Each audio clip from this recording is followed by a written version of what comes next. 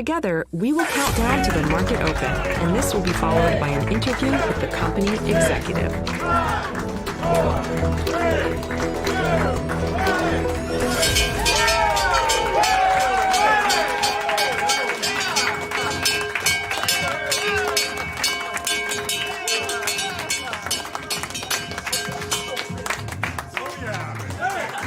Hi everybody, my name is Pete Smith and I'm the CEO of RSH Rare Metals. I have a background in law. I was a lawyer for many years and got involved in junior mining probably about 20 years ago. Been enjoying myself very much ever since. Seen a lot of really interesting projects kind of come and go. But right now I'm involved in RSH Rare Metals, which is a very special company. We've got two assets that are both highly topical right now. One of them is in Wyoming. It's a uranium property that used to be a producer called Copper Mountain. The mine itself was called the Arrowhead Mine. We know that we have a lot of uranium there. It's in one of the best jurisdictions that you could possibly be for uranium, and we're expecting big things from Copper Mountain. The other asset that we have is in Quebec. It's known as the Boxi Property, and it's niobium, essentially, which, if you don't know much about niobium, and a lot of people don't, it's an additive used in steel to make it stronger, lighter, to make it corrosion resistant and also resistant to extreme hot and extreme cold. So really, really useful in construction. But also niobium is used to make superconductors. So everything from electronic vehicles to MRI machines. Again, we've got two great properties with two elements that are highly in vogue right now, expecting big things from RSH going forward. We have an excellent board of directors at RSH, and I'll just, one thing I will note is I think as the uranium space does get a little more and more crowded, there's not a lot of top-notch uranium experts out there to go around. So we're very fortunate in that we have David Miller, who's on our board, and he's, I would suggest, one of the foremost experts on certainly ISR, uranium mining in the world. He's also very familiar with our Copper Mountain project. He worked there back in the 60s. So we've got a great head start in having David involved.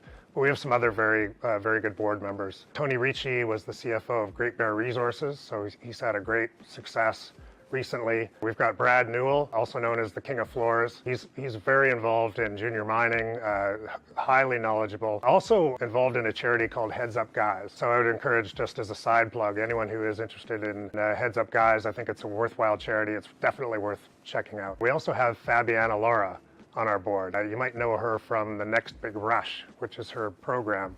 She has actually been calling for uranium to have a real renaissance of sorts for a very long time now. And so she's kind of now regarded as a bit of an expert because, you know, she saw this coming. So we have the benefit of having her on our board as well. Milestones, kind of past and future for RSH. With regard to our property in Quebec, which is known as the Boxi Property, we picked that property up.